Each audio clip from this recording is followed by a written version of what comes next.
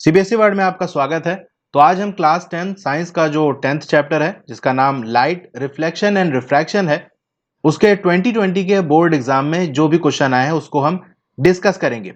अब इस चैप्टर से 25 क्वेश्चन आए हुए हैं 2020 के एग्जाम में, तो सबको अगर एक वीडियो में डिस्कस करेंगे तो काफी लंबी वीडियो बन जाएगी। इसीलिए मैंने ये डिसाइड किया कि इसको दो पार्ट में हम इस चैप्टर को कंप्लीट करेंगे। पहले हम 1 मार्क्स और 3 मार्क्स के क्वेश्चन इस वीडियो में डिस्कस कर लेंगे, फिर एक दूसरी वीडियो आएगी जहां सारे 5 मार्क्स के क्वेश्चन डिस्कस करेंगे। ज्यादातर 5 मार्क्स के क्वेश्चन ही आए हैं तो उसको सॉल्व करने में बहुत ज्यादा टाइम लगेगा, इसीलिए अलग वीडियो में हम डिस्कस कर लेंगे।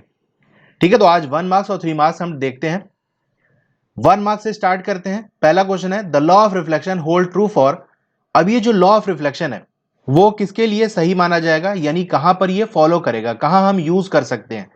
तो प्लेन के लिए भी यूज कर सकते हैं, कॉन्वेक्स के लिए भी, कॉनकेव के लिए भी।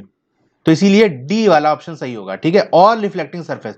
और सिर्फ यही तीन नहीं बल्कि जितने भी तरह के मिरर होंगे जहां पर भी रिफ्लेक्शन हो रहा है वहां ये लॉ लग जाएगा। ठीक है, ये क्वेश्चन आपके एग्जाम्पलर का जो क्वेश्चन नंबर 13 है वहां से आया हुआ है। सेकंड क्वेश्चन है when object is kept with in the focus of the concave mirror and enlarge image is formed behind the mirror this images. अब ये कह रहा है कि हमारे पास एक कॉनकेव मिरर है, ये हो गई उसकी प्रिंसिपल एक्सिस और ये हो गया फोकस। तो कह रहा है फोकस के विद इन रखा है, यानी पोल और फोकस के बीच में। ये पोल हो गया, तो पोल और फोकस के बीच के अंदर, फोकस वाली रेंज के विद इन रखा है, रेंज के अंदर रखा हुआ है। अब इमेज ड्रॉ करना बहुत आसान है। एक लाइट रे जो पैरेलल जाएगी, टकराने के बाद फोकस से पास हो जाएगी। ये सब बनाना नहीं है, लेकिन सिर्फ आपको समझाने के लिए मैं बता रहा हूं। दूसरी कोई भी लाइट रे ले सकते हैं, कर्वेचर वाली ले सकते हैं। चलो ये पोल वाली ले लेते हैं। ठीक है, ये एक लाइट रे जाके पोल से टकराएगी, टकराने के बाद वही एंगल बनाते हुए यहां से चली जाएगी। अब इसको अगर हम पीछे बढ़ा दें और ये वाली रे को भी हम बढ़ा दें, ऐसे जाकर ये यहां कहीं मिलेगी। ठीक है, और जहां मिलेगी वही इमेज बनेगी। तो इनलार्ज बननी है, ये बात तो सही है। अब इस इमेज की और क्या प्रॉपर्टी होगी, आपने चैप्टर पढ़ा होगा तो ये आप जानते होंगे, मिरर से पीछे बनेगी तो वो वर्चुअल बनेगी। ठीक है, जितनी भी इमेज मिरर से पीछे बनेगी वो सारी वर्चुअल बनेगी। और ये सीधी बन रही है यानी इरेक्ट बन रही है। अगर सीधी बनेगी उसे हम इरेक्ट कहेंगे, अगर उल्टी बनेगी इस तरह से ऊपर वाला हिस्सा नीचे हो जाएगा तो उसे हम इन्वर्टेड कहेंगे। तो यहां तो सीधी बन रही है, तो डी वाला ऑप्शन इसका सही हो जाएगा। इतना ड्रॉ करने की जरूरत नहीं है। अगर आपको यह मालूम भी होगा कि अगर हम पोल और फोकस के बीच में ऑब्जेक्ट रखेंगे तो कहां बनती है, ये बुक में दिया हुआ है चार्ट, तो भी आप डायरेक्ट यहां से कर सकते हो। थर्ड क्वेश्चन है real image is formed by the light rays after reflection और रिफ्रैक्शन व्हेन दे। अब रियल इमेज कब बनेगी, चाहे आपका रिफ्लेक्शन हो रहा हो या रिफ्रैक्शन हो रहा हो, रियल इमेज बनने के लिए कंडीशन क्या है ये पूछा जा रहा है। तो यहां पर ए बी सी पॉइंट में बातें लिखी हुई है और हमको पता करना है कि कौन कौन सा इसमें सही है। ठीक है, which of the following statement are correct. तो हम एनालाइज करते हैं एक स्टेटमेंट को। व्हेन दे एक्चुअली मीट और इंटरसेक्ट विद ईच अदर, कह रहा रियल इमेज कब बनेगी। रियल इमेज बनने की कंडीशन क्या होती है, लाइट रेज हकीकत में रियल में जहां जाके मिलेंगी वहां रियल इमेज बनेगी। एक कंडीशन होती है हम अपने से बढ़ा देते हैं, जैसे ये वाला केस देखिए, लाइट यहां मिल नहीं रही है बल्कि लाइट तो इधर चली जा रही थी, टकराई इधर चली गई, लेकिन हमने इसको मिला दिया पीछे, तो यहां पर ये वर्चुअल बनी है क्योंकि हकीकत में नहीं मिल रही है। लेकिन अगर हकीकत में वो मिलेगी तब लाइट रे मिलेगी। ठीक है, या तो मिले या तो इंटरसेक्ट करते हुए। बात देखिए, यहां मिल गई, लाइट रे तो ऐसे निकल जाएगी, इधर से निकल जाएगी। तो जहां एक दूसरे को काट रही है, इंटरसेक्ट कर रही है, या मिल रही है, या कन्वर्ज भी हम कह सकते हैं। तो बी वाला पॉइंट यही है, actually converge at a point, जहां कन्वर्ज कर रही है यानी मिल रही है जहां। और सी वाला अपियर्स टू, अपियर वाला नहीं, अपियर्स अगर होगा तो वर्चुअल होगा, जहां मिलती हुई लगे हमको तो वो वर्चुअल होगा। तो ए और बी ही सही है। तो किसमें आता है, सी वाले में। सी में ए और बी को सही बताया गया है। फिर फोर्थ क्वेश्चन है consider the following properties of virtual image. यहां पर वर्चुअल इमेज की प्रॉपर्टीज दी हुई है। पहला क्या कह रहा है, can not be projected on screen. Virtual image को हम स्क्रीन पे ऑब्टेन नहीं कर सकते। स्क्रीन का मतलब क्या है, ये मैंने पढ़ाया था तो इसको अच्छे से एक्सप्लेन किया था। वर्चुअल और रियल इमेज को एक्सपेरिमेंट करके दिखाया था कि कैसे इमेज बन रही है। अब यहां पर आप किसी थिएटर में गए, ठीक है, कोई मूवी देखने, यहां पर जो इमेज बन रही है वो रियल बनेगी, क्योंकि एक बंदा यहां बैठा है उसको भी वही चीज दिखेगी, जो इस कोने बैठा है उसको भी वही चीज दिखेगी, यहां बैठा है उसको भी वही चीज दिखेगी, क्योंकि इमेज हकीकत में यहां बन रही है इसीलिए दिख रही है। वहीं अगर इसकी जगह मैं मिरर लगा दूं, ठीक है, मान लो ऐसे मिरर लगा दिए, अब जो बंदा यहां खड़ा होगा उसको अपनी इमेज दिखेगी, यहां खड़े होगे तो आपको ये वाला हिस्सा दिखेगा। मिरर में जब आप अपनी पोजीशन चेंज करते हो, दाएं बाएं इधर उधर होते हो, तो मिरर के अंदर देखोगे वहां जो इमेज बन रही है वो भी चेंज होगी। इधर खड़े होगे तो यहां वाली चीज दिखेगी, यहां खड़े होगे तो ये वाली चीज दिखेगी। ठीक है, अपनी पोजीशन के हिसाब से इमेज चेंज होती रहती है, क्योंकि हकीकत में वहां इमेज बन ही नहीं रही है, ये सिर्फ आंखों का धोखा है। इसीलिए वर्चुअल इमेज को हम स्क्रीन पे ऑब्टेन नहीं कर सकते। ए वाली बात सही है। Are form by the both concave and convex lenses. तो आपके एनसीईआरटी बुक के अंदर कॉनकेव लेंस का केस दिया हुआ है, तो यहां देख सकते हैं वर्चुअल इमेज बन रही है, वर्चुअल इनडायरेक्ट बन रही है, तो कॉन्वेक्स में तो बन रही है। दूसरा टेबल आपका कॉनकेव का, ये भी आपके बुक में दिया हुआ है, यहां भी वर्चुअल बन रही है। ठीक है, तो दोनों केस में आपकी बन रही है इमेज वर्चुअल, चाहे आप कॉनकेव लेंस लो या कॉन्वेक्स। इसीलिए बी वाला पॉइंट भी सही होगा। सी क्या कह रहा है, आर ऑलवेज इरेक्ट। इरेक्ट मतलब सीधी। आप कहीं पर भी देख लो, दो चीजें साथ मिलेंगे आपको, वर्चुअल के साथ इरेक्ट मिलेगा, रियल के साथ इन्वर्टेड मिलेगा। तो वर्चुअल इमेज है तो यानी इरेक्ट बनेगी, सीधी बनेगी, तो सी पॉइंट भी सही है। अब सीधी बनेगी तो उल्टी बन नहीं सकती, इन्वर्टेड तो हो नहीं सकता, तो ए बी सी सही है, तो सी वाला ऑप्शन सही होगा इसका, जहां ए बी सी को करेक्ट बताया गया है। तो 1 मार्क्स के क्वेश्चन पूरे हुए। अब 3 मार्क्स के क्वेश्चन हम देखते हैं। What happens after refraction when. Refraction के बाद क्या होगा। पहला है, a ray of light parallel to the principal axis passes through a concave lens. यानी आपका ये कॉनकेव लेंस है इस तरह से, और ये प्रिंसिपल एक्सिस हो गई। कह रहा है कि अगर लाइट रे ऐसे पैरेलल जाकर यहां इससे पास करेगी तो क्या होगा, वो डाइवर्ज हो जाएगी, दूर चली जाएगी इधर। तो वही चीज हम लिख देंगे, when a ray of light parallel to the principal axis passes through a concave lens it appears to diverge from the principal focus located at the same side of the lens. अब यहां पर एक focus होता है F1 और यहां एक होता है F2। तो क्या बात कही जा रही है, ऐसा लगेगा ये यहां से निकलते हुए, इस पॉइंट से निकलते हुए लाइट रे जा रही है। ठीक है, दूसरा पॉइंट है, a ray of light falls on a convex lens when passing through its principal focus. आपको यहां ड्रॉ नहीं करना, मैंने समझाने के लिए सिर्फ आपको ये डायग्राम दिखा रहा हूं। ऐसे आपका ये कॉन्वेक्स लेंस है, ठीक है, ये प्रिंसिपल एक्सिस हो गई। कह रहा है कॉन्वेक्स लेंस पे इस तरह लाइट रे पड़ रही है कि उसके फोकस से, जो उसका प्रिंसिपल फोकस है, वहां से पास होते हुए जा रही है। ठीक है, ऐसे जाएगी, तो जब यहां से पास करेगी तो वो ये पैरेलल हो जाएगी, तो यही लिखना है, becomes parallel to the principal axis after refraction. Third वाले पॉइंट में पूछ रहा है, ray of light passes through the optical centre of the convex lens. यहां आपका कॉन्वेक्स लेंस है, ठीक है, और ये ऑप्टिकल सेंटर होता है। ठीक है, तो कह रहा है अगर यहां से पास होगी तो ये सीधे पास होते हुए चली जाएगी, कोई भी डेविएशन नहीं होगा, अपने पाथ से इधर उधर नहीं होगी। तो ये आप लिख देंगे कि जब पास करेगी ऑप्टिकल सेंटर से, it will emerge without any deviation. ये इस तरह से बाहर निकल जाएगी बिना कुछ डेविएट हुए, बिना अपने डायरेक्शन को चेंज किए। 6 क्वेश्चन है, ये 3 मार्क्स का ये भी है। Draw a ray diagram for the following cases when a ray of light. अब यहां पर आपको रीजन नहीं लिखना, डायग्राम बनाना है। ठीक है, पहले केस में आपको बताया कि centre of curvature concave mirror के पास कर रहा है, मिरर है यहां पर, ये ध्यान देना है। तो यहां आप देख सकते हैं ये सेंटर ऑफ कर्वेचर से पास होते हुए जा रही है, ये एरो आपको दिखानी है वरना नंबर नहीं मिलेगा, नंबर यानी कट जाएगा। तो इस तरह से दिखाना है कि ऐसे जाएगी, टकराने के बाद ही वापस आ जाएगी, एक डायग्राम पे एक नंबर, इसीलिए 3 डायग्राम पूछा गया, तीनों पे एक एक नंबर है। दूसरा है, अगर प्रिंसिपल एक्सिस से पैरेलल जा रही है। अब कॉन्वेक्स मिरर की बात कर रहा है यहां, तो यहां पर प्रिंसिपल एक्सिस से पैरेलल जा रही है, ये एरो थोड़ा सा गलत बन गई है, ये ऐसे जा रही है, टकराने के बाद ये ऐसी चली जाएगी। ठीक है, उल्टा वाला एरो बन गई, यहां ऐसे जाएगी।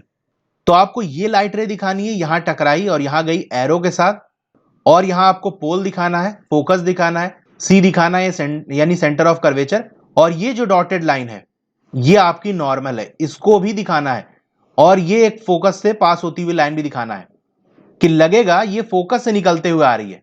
ठीक है, तो इतना आपको दिखाना है, ये डायग्राम आपकी बुक में दिया हुआ है। ठीक है, फिर क्या कह रहा है, passing through the focus of the concave mirror incident on it.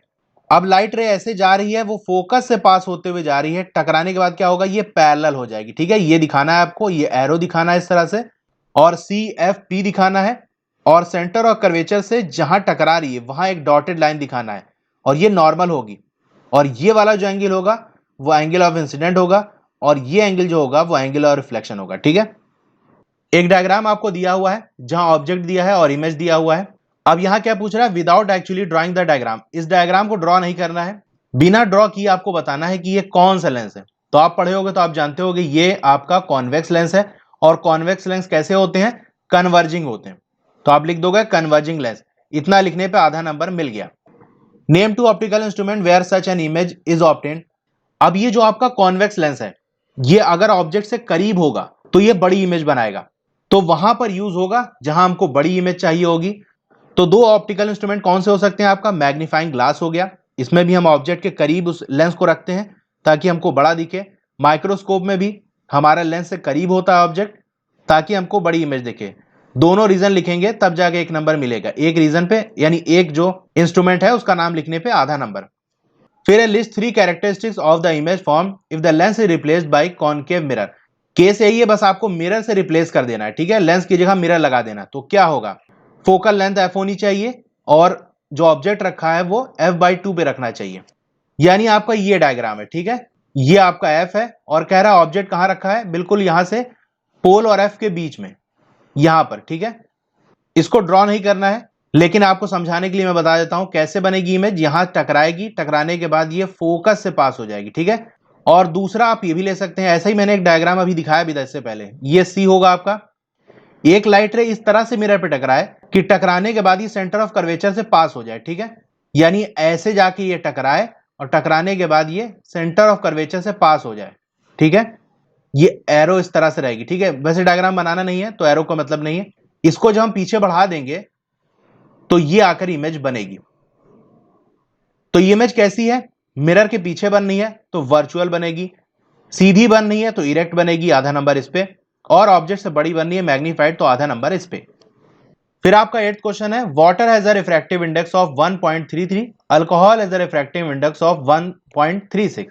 तो आपको वाटर का और अल्कोहल का रिफ्रैक्टिव इंडेक्स दिया है, इन दोनों में से कौन ज्यादा ऑप्टिकली डेंसर है? किसकी डेंसिटी ज्यादा है? ऑप्टिकल डेंसिटी अलग चीज होती है ना, आपने चैप्टर पढ़ा होगा तो ये जानते होंगे कि एक जनरल डेंसिटी होती है जिसे हम मास अपॉन वॉल्यूम से कैलकुलेट करते हैं, और ऑप्टिकल डेंसिटी एक अलग चीज है। तो किसकी ज्यादा होगी? रीजन भी आपको देना है।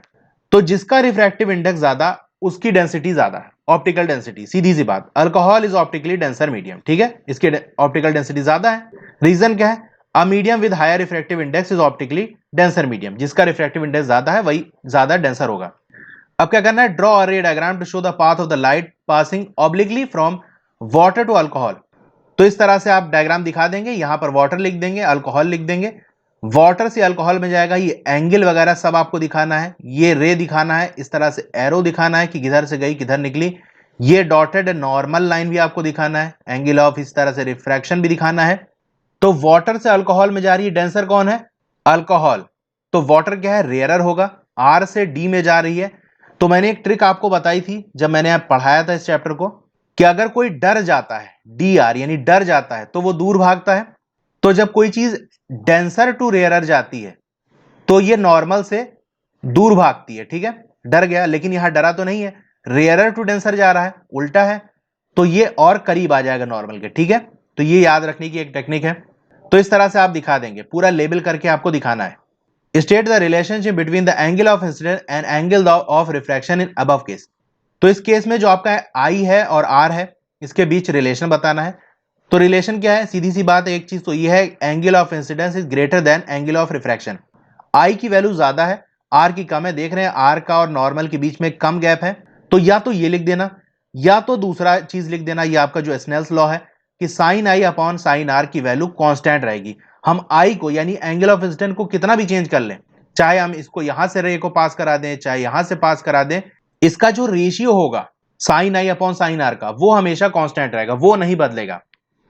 अब 9th क्वेश्चन आपका है, Snell's law of refraction of light आपको बताना है। तो स्नेल्स लॉ क्या होता है? Ratio of sine of angle of incident यानी sine I to the sine of angle of refraction यानी sine R is constant for the light of given colour and for the given pair of media. Medium, जिन दो medium की हम बात कर रहे हैं, मान लो हमने एयर लिया और वाटर लिया, मीडियम वही होने चाहिए, ये हमने एक नॉर्मल ड्रॉ कर दिया, और वही कलर की लाइट होनी चाहिए। ऐसा नहीं कि पहले लाल लिया फिर नीली फिर पीली, लाइट का कलर सेम होना चाहिए। तो हम एंगल ऑफ इंसिडेंट को कितना भी चेंज कर लें, उसी हिसाब से एंगल ऑफ रिफ्रैक्शन भी चेंज होता जाएगा। लेकिन जब हम sine i upon sine r निकालेंगे किसी भी एंगल के लिए, तो उसकी वैल्यू कांस्टेंट रहेगी, वो नहीं बदलेगी। यही आपका स्नेल्स लॉ होता है। बी पॉइंट है, when a ray of light travelling in the air इंटर्स obliquely into the glass slab, it is observe that the ray of light emerges parallel to the incident ray but it is shifted sideways slightly. Draw a labeled ray diagram to illustrate it. वही आपको बताना है, glass slab वाला diagram बताना है। यहां से एक नॉर्मल ड्रॉ कर दिया, यहां से एक लाइट गई टकराने के बाद ये बेंड करेगी इधर, और बेंड करने के बाद फिर ऐसे निकल जाएगी। अगर ये स्लैब ना होता तो ऐसे निकल जाती। यही कह रहा है, यहाँ शिफ्टिंग हो गई, ये आपका डी हो गया। ठीक है, ये डायग्राम आपका दिया हुआ है। ठीक है, एक एंगल ऑफ इंसिडेंट दिया हुआ है, रे बनाना है, एरो दिखाना है, ये नॉर्मल आपको दिखाना है डॉट से, एंगल ऑफ इंसिडेंट दिखाना है, ये एंगल ऑफ रिफ्रैक्शन, और ये भी आपका एंगल ऑफ रिफ्रैक्शन होगा क्योंकि दोनों एंगल सेम है, और यहां से भी एक एरो दिखाना है। फिर जो बाहर निकलेगा वो एंगल ऑफ इमर्जेंस होगा, और स्लैब को पार करके निकलने वाली जो रे होगी वो इमर्जेंट रे होगी। ये सब कुछ लिखना है। अगर ये स्लैब ना होता तो लाइट अपना इधर मास चली जाती, तो वो पाथ आपको डॉटेड लाइन से दिखाना है। अब इन दोनों के बीच में एक लैटरल शिफ्टिंग होगी, यानी ये जो लाइट रे है और ये वाली, ये दोनों पैरेलल है, तो हम कहेंगे लैटरल डिस्प्लेसमेंट हुआ है, लैटरली ये शिफ्ट हुई है। और यहां एयर और ग्लास आपको दिखाना है। अब रे डायग्राम बना दोगे तो एक नंबर मिल जाएगा। लेबलिंग कर दोगे, यानी ये सारी चीजें, ये लेटरल डिस्प्लेसमेंट है, ये एरो है, ये एयर है, ये ग्लास है, ये सब लिख दोगे तो एक नंबर। और खाली ऐसे बना दिया, ऐसे बना दिया यहां से लेके, तो एक नंबर दे देगा। तो पूरा आपको काम करना है इसमें। 10th क्वेश्चन है, आपको एक कॉनकेव मिरर दिया है, is used for the image formation for the different position of object. What inference can be drawn about the following when an object is placed at a distance of 10 cm from the pole of the concave mirror of focal length 15 cm?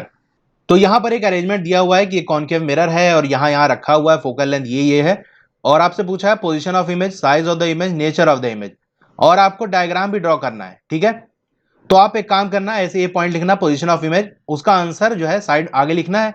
तो answer ना लिखना, पहले diagram बना लो, diagram बना लोगे तो सारी चीजें क्लियर हो जाएंगी। ठीक है, तो पहले डायग्राम बना लेते हैं, तो अपने आप आंसर हमको मिल जाएगा। तो एक कॉनकेव मिरर हम बनाते हैं, और ये रही उसकी प्रिंसिपल एक्सिस, ये है फोकस, और फोकल लेंथ कितनी है 15 सेंटीमीटर, और ये रखा है आपका ऑब्जेक्ट, ऑब्जेक्ट की क्या डिस्टेंस है 10 सेंटीमीटर। अब इमेज कैसे बनेगी, एक लाइट रे इधर जाएगी, टकराने के बाद ये फोकस से पास हो जाएगी, एरो आपको दिखाना है कहां से गई कहां टकराई। दूसरा आप चाहे ये वाला ले सकते हो, ठीक है, यहां से पोल पे टकराई, पोल पे टकराने के बाद भी ऐसे हो जाएगी। और एक और केस से भी कर सकते हो, मान लो हम यहां सेंटर ऑफ कर्वेचर लेते हैं, यहां इस तरह से टकराए कि ये सेंटर ऑफ कर्वेचर से पास हो जाए। ठीक है, कोई दो लाइट रे लेनी है, सब में एरो दिखानी है, तो किसी को भी अगर पीछे हम बढ़ा दें इस तरह से, तो ये सब के सब तीनों लाइट रे एक ही जगह मिलेगी, कोई दो लेना है। ठीक है, मैंने तीनों बता दिया, जो सभी आपको याद हो वो वाली लगा देना, स्केल से बनाओगे एकदम एग्जैक्ट आएगा। तो यहां इमेज बन गई। अब इमेज बनने के बाद हम बता सकते हैं क्या क्या पूछा है, पोजीशन, पोजीशन क्या है बिहाइंड द मिरर, साइज क्या है ऑब्जेक्ट से बड़ी बननी है, ठीक है हम देख सकते हैं बड़ी बननी है, नेचर क्या है मिरर से पीछे बननी है वर्चुअल, और सीधी बननी इरेक्ट। तो ये आपका आंसर दिया, बिहाइंड द मिरर लिखा आधा नंबर मिला, मैग्नीफाइड लिखा आधा नंबर मिला, वर्चुअल इरेक्ट लिखा आधा नंबर मिला, डायग्राम बना दिए 1.5 नंबर यहां मिल गया। तो ये टोटल 3 नंबर हो गया। देखिए डायग्राम इस तरह से दिया हुआ है, ये आंसर शीट में दिया हुआ था ये डायग्राम। तो कोई भी दो रे ले सकते हो, ये कर्वेचर वाली एक रे लिया है यहां पर, और एक पोल से जाने वाली लिया है। आप चाहे यहां से फोकस से पास होने वाली, ऐसे अगर फोकस वाली भी लोगे तो ये भी आकर यहीं इसी पॉइंट में मिलेगी। ठीक है, अब ये क्वेश्चन बड़ा अच्छा है, रिफ्रैक्टिव इंडेक्स दिया है कि कोई मीडियम एक्स का with respect to medium Y is 2/3। Refractive index हम एन से शो करते हैं, जिसका पूछा है उसको पहले और जिसके रिस्पेक्ट में उसको बाद में। ठीक है, एक्स का पूछा है वाई के रिस्पेक्ट में, एन एक्स वाई क्या दिया है आपको 2/3। ठीक है, और दिया है refractive index of medium Y with respect to Z, यानी आपको दिया है N Y with respect to Z, N Y Z दिया है कितना 4/3। आपको बताना है जेड का विद रिस्पेक्ट टू एक्स क्या होगा जी। देखिए वैसे तो फॉर्मूला होता है, अगर इन दोनों को मल्टीप्लाई कर देंगे तो एन एक्स जेड आ जाएगा। ठीक है, एक फॉर्मूला आता है, यानी कहने की बात यह है एन एक्स जेड हमको निकालना है, तो N X Y multiply by N Y Z हम कर देंगे। लेकिन फॉर्मूले को मैं नहीं बताता, मैं सिंपल बताता हूं। अगर आपका दिमाग बिल्कुल नहीं चल रहा है, फॉर्मूला वगैरह याद नहीं है, तो सिंपल आप कैसे कैलकुलेट करोगे। आपने चैप्टर पढ़ा होगा तो आपको मालूम होगा कि इसका वेलोसिटी ऑफ लाइट से क्या रिलेशन होता है। एन एक्स वाई की अगर हम बात करें तो जिसका पूछा है वो डिनोमिनेटर में आएगा, यानी velocity of light in medium x, और जिसके रिस्पेक्ट में पूछा है वो ऊपर आएगा। सिंपल है, उल्टा हो जाएगा, एक्स का पूछा है तो एक्स डिनोमिनेटर में, velocity of light in v upon velocity of light in x।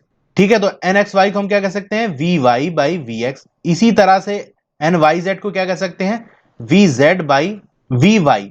और हमको क्या निकालना है, अगर हमको ये पता चल जाए कि ये V X by V Z क्या है तो काम हो जाए अपना। तो देखो कैसे हो सकता है, अगर इन दोनों को हम मल्टीप्लाई कर दें, देखने से आपको लग जाएगा यहां पर डिनोमिनेटर में y है और यहां पर न्यूमरेटर में y है, तो अगर मल्टीप्लाई करते हैं तो y वाला टर्म तो अपना चला जाएगा, यानी vy by V X multiply by V Z by V Y. तो vy और vy तो चला गया, अब क्या बचा vz बाई वी एक्स। अब vy बाई वी एक्स की वैल्यू क्या थी 2/3, 2/3।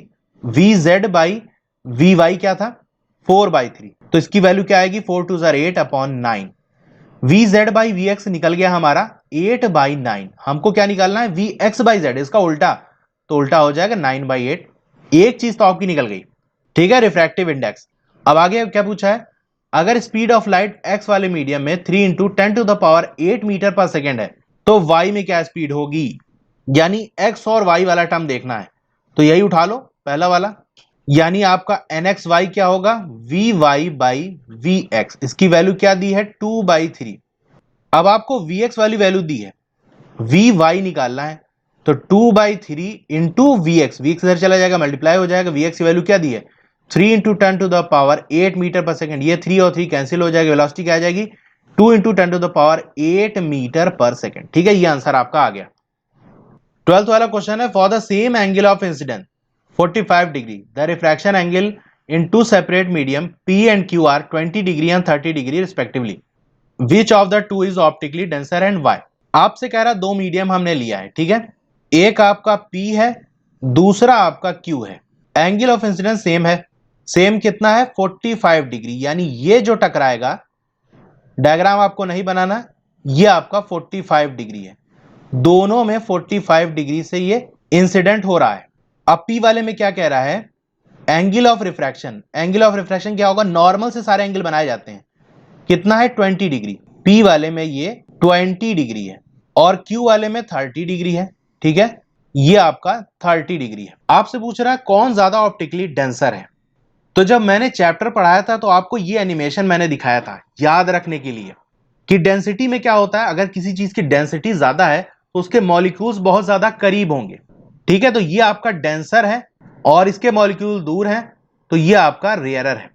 अब ये बंदा खड़ा है, इसने दारू पी है और नशे में है, तो नशे में जो होता है झूमता है इधर उधर, लेकिन अगर ज्यादा कोई डेंस एरिया है, बहुत ज्यादा भीड़ भाड़ वाला इलाका है, बहुत ज्यादा लोग हैं, तो ये ज्यादा इधर उधर मूव नहीं कर पाएगा, ठीक है, थोड़ा सा इधर जाएगा तो एक बंदे से टकरा जाएगा, इधर जाएगा दूसरे टकरा जाएगा। लेकिन अगर कोई सन्नाटी एरिया हो, लोग बहुत दूर दूर खड़े हो, तो ये बहुत ज्यादा इधर उधर जा सकता है, ठीक है।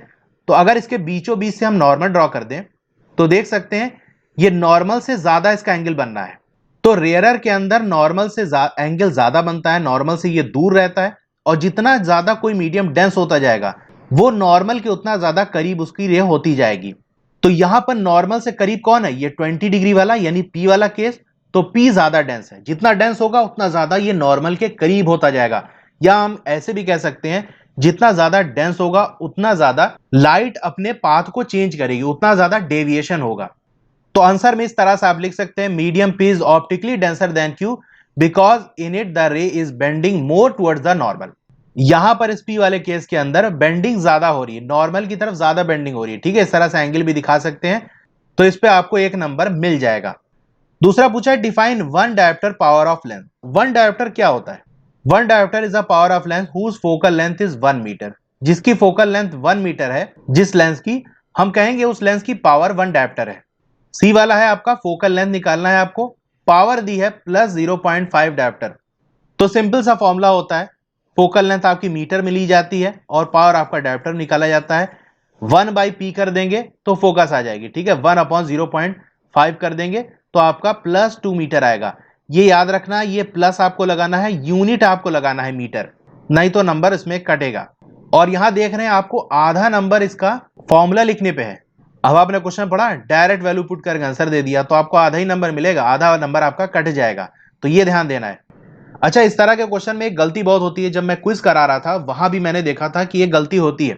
अगर आपको पावर निकालने को दे दिया जाए तो मैंने वहां पर फोकस आपको सेंटीमीटर में दी थी, तो अक्सर लोगों ने क्या कर दिया था, उठा के बस 1, जैसे P का फॉर्मूला क्या होता है, P is equal to 1/F और F is equal to 1/P, ठीक है, तो फोकल लेंथ निकालना हो तो पावर को इन्वर्स कर दो और पावर निकालना है तो फोकल लेंथ को इन्वर्स कर दो। तो यहां पर उठा के सीधे वो F की वैल्यू सेंटीमीटर में रख दिए थे। अगर आपको F की वैल्यू मीटर के अलावा किसी में भी दी है तो पहले मीटर में आपको कन्वर्ट करना है तब पावर निकालना है, ठीक है, ये गलती बहुत होती है और मैंने देखा था कई लोगों ने, यानी ज्यादातर लोगों ने यही गलती की थी। तो ऐसा आपको नहीं करना है। यहाँ तो खैर फोकल लेंथ पूछा तो इस तरह से आप निकाल देंगे, और फॉर्मूला आपको लिखना है कि कौन सा फॉर्मूला हम यूज कर रहे हैं। 13 क्वेश्चन है, draw a ray diagram in each of the following cases to show what happen after reflection to the incident ray when. क्या होगा रिफ्लेक्शन के बाद जब एक लाइट रे जो कि पैरेलल है प्रिंसिपल एक्सिस से कॉन्वेक्स मिरर से टकरा जाए।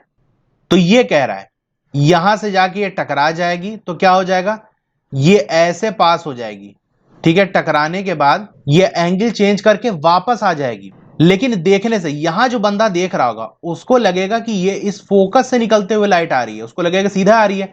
तो ये डॉटेड लाइन भी आपको दिखानी है। दूसरा, ये जो डॉटेड लाइन है जो आके सेंटर ऑफ कर्वेचर से मिल रही है, ये डायग्राम आपके बुक में दिया हुआ है, आपने बुक खोली होगी तो देख सकते हैं।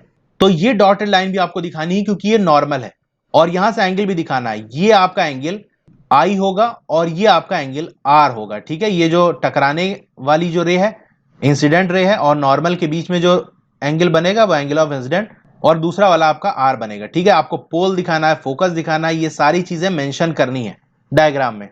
दूसरा पार्ट है, यहां पर हमने कॉनकेव मिरर लिया है, प्रिंसिपल फोकस से पास कराया जा रहा है। तो कॉनकेव मिरर है, ये प्रिंसिपल फोकस से पास कराएंगे, एरो इस तरह दिखाएंगे तो ये पैरेलल हो जाती है लाइट रे। सेंटर ऑफ कर्वेचर से जहां टकराए वहां से एक डॉटेड लाइन दिखाएंगे, ये दिखाने के लिए कि ये नॉर्मल है। इंसिडेंट रे और इसके बीच का जो एंगल है ये आई होगा और ये वाला एंगल आर होगा, ठीक है। सी एफ पी सब दिखाना है। It is coming oblique to the principal axis and falling on the pole of the convex mirror.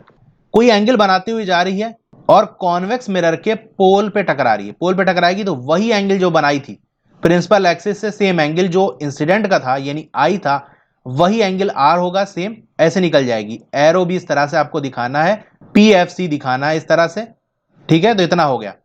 अब यहां पर एक नोट पॉइंट दिया हुआ है, जो टीचर आपकी कॉपी चेक कर रहा है उसके लिए आधा नंबर काट लो ओवरऑल, यानी टोटल में से अगर एरो ना दिखाई गई, तीनों में अगर एरो नहीं दिखाई आपने या किसी एक में भी एरो नहीं दिखाई तो टोटल आधा नंबर आपका कट जाएगा, ठीक है।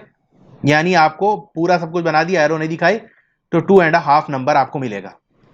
अब ये क्वेश्चन है, ये आपके एग्जाम्पलर के अंदर क्वेश्चन नंबर 18 दिया हुआ है, वहां से ये क्वेश्चन आया है, लगभग एकदम सेम है, बस थोड़ा सा चेंज है। यहां पर रीजन पूछ लिया है, वहां पर रीजन नहीं पूछा था। A child is standing in the front of magic mirror, एक जादुई सा मिरर है, उसके सामने एक बच्चा खड़ा है। She find the image of her head big, यानी कोई मिरर है उसके सामने उसके जो सर है वो बड़ा दिख रहा है, ठीक है। और middle portion of her body of the same size, image में उसका सर बड़ा दिख रहा है, यानी जो असली में उसका सर का साइज है उससे बड़ा दिख रहा है। लेकिन जो बाकी बॉडी है, अब यार डायग्राम पे ना जाना कि अच्छा बना बुरा बना, तो बस वैसे ही है, काम चलो बना दे रहे हैं। बॉडी का साइज अपना वही है जैसे होना चाहिए, लेकिन जो उसके लेग्स हैं वो स्मॉलर हैं, उसके पैर जो है वो बहुत छोटे छोटे दिख रहे हैं। बोले तो शिनचैन की इमेज जैसा दिख रहा है, ठीक है। तो आपको ये बताना है कि मैजिक मिरर कैसे बना, कौन कौन सा मिरर यूज किया गया है। तो ऊपर वाले केस के अंदर ऐसा मिरर यूज किया गया होगा जहां जो इमेज का साइज है वो बड़ा बने। तो अब याद करो वो कौन सा मिरर होता है जहां पर इमेज बड़ी बनती है ऑब्जेक्ट के, तो वो आपका कॉनकेव हो गया। कॉनकेव में ही इमेज बड़ी बनती है, तो यहां आपका कॉनकेव मिरर होगा। ये मिरर आपको नहीं दिखाना, ये बच्चे की फोटो भी नहीं दिखानी है, सिर्फ रीजन लिखनी है। तो top part of the mirror is concave, क्यों है, बिकॉज इतना लिखने पर आधा नंबर। अब रीजन जब लिखोगे, because it form in large, क्योंकि ये बड़ी बना रही है, इरेक्ट सीधी इमेज बना रही है, और virtual image when the object is closer to the mirror. ऊपर वाला हिस्सा कॉनकेव है इसलिए क्योंकि इमेज बड़ी बननी है, इरेक्ट बननी है और वर्चुअल बननी है, जो कि कॉनकेव के केस में होती है। मिडिल वाला सेम साइज है, सेम साइज कब बनता है, जब आप प्लेन मिरर के सामने खड़े हो, ठीक है। अब एक डाउट ये भी आ सकता है कि कॉनकेव मिरर में भी अगर हम सेंटर ऑफ कर्वेचर पे ऑब्जेक्ट रखें तो सेम साइज बनता है, तो यहां कॉनकेव मिरर क्यों नहीं हुआ। तो भैया ऊपर कॉनकेव मिरर रखा है हमने तो सर बड़ा बनना है ना, इसका मतलब वो सेंटर ऑफ कर्वेचर पे बंदा नहीं खड़ा है, इसीलिए यहां पर प्लेन मिरर यूज होगा। और नीचे वाला कौन सा होगा, तो मिडिल पार्ट कौन सा हो गया, plane mirror, because it form image of the same size, क्योंकि वो सेम साइज की इमेज बननी इसलिए प्लेन यूज कर रहे हैं। लोअर पार्ट में इमेज छोटी हो गई, तो अब याद करेंगे कॉन्वेक्स के केस में क्या होता है। कॉन्वेक्स मिरर में इमेज हमेशा छोटी बनती है, और कॉन्वेक्स मिरर कैसे दिखता है, ऐसे कुछ दिखता है, ठीक है। तो ये लेग इसके छोटे इसलिए दिख रहे हैं, ठीक है। तो ऐसे करके कुछ मिरर है ये। Lower part is convex mirror because it forms erect and diminished image, क्योंकि हमेशा जो कॉन्वेक्स मिरर है वो हमेशा इरेक्ट इमेज बनाता है, वर्चुअल एंड इरेक्ट, और छोटी बनाता है, तो छोटी इमेज बन रही है। तो ये हो गए हमारे 1 मार्क्स और 3 मार्क्स के सारे क्वेश्चन जो कि 2020 के एग्जाम में, बोर्ड एग्जाम में चैप्टर 10 से आए हुए थे। ठीक है जी। अब अगली वीडियो में हम 5 मार्क्स के डिस्कस करेंगे। अभी देख रहे हैं इतने में ही इतनी वीडियो बड़ी बन गई, तो 5 मार्क्स वाला अलग वीडियो में हम डिस्कस करेंगे। और भी सब्जेक्ट की मैंने वीडियो बनाई है प्रीवियस ईयर पेपर की, अगर आपको देखना है तो इसी वीडियो के नीचे आप जाएंगे तो राइट साइड कॉर्नर में एक ट्राइंगल बना होगा, उल्टा सा ट्राइंगल होगा, उस पर क्लिक करेंगे, स्क्रॉल डाउन करेंगे तो प्लेलिस्ट मिल जाएगी। ऊपर सोशल साइंस की दी हुई है, यानी history, civics, class 10 history, previous year paper, इसी तरह सिविक्स, ज्योग्राफी, इकोनॉमिक। उसके नीचे साइंस की दी हुई है, class 10 science previous year paper. तो उसके आगे जो ब्लू कलर का लिंक है, बस वहां क्लिक कर दोगे तो आपको प्लेलिस्ट खुल जाएगी। तो वहां पर भी जिस सब्जेक्ट का आपने खोला है उस सब्जेक्ट की जितनी भी वीडियो होगी वहां देख सकते हो। और अगर आपको चैप्टर पढ़ने हैं तो उसके लिए भी मैंने वीडियो बनाई है, और थोड़ा और नीचे स्क्रॉल डाउन करोगे तो चैप्टर्स की प्लेलिस्ट दी है, वहां से आप वो चैप्टर भी पढ़ सकते हैं। तो इस वीडियो में इतना ही। आपको वीडियो कैसी लगी कमेंट करके जरूर बताइए, अच्छी लगी हो तो लाइक जरूर करिए और अपने दोस्तों में से शेयर करिए। और अगर चैनल पर नए हैं तो चैनल को सब्सक्राइब कर लीजिए, उसका बटन आपको नीचे मिल जाएगा और उसके बगल में एक बेल का आइकन बना होगा, उस पर क्लिक करके ऑल पे क्लिक कर देंगे। तो उससे ये होगा कि जब भी नई वीडियो मैं डालूंगा आपको मैसेज चला जाएगा। ओके, मिलते हैं फिर अगली वीडियो में। Thank you.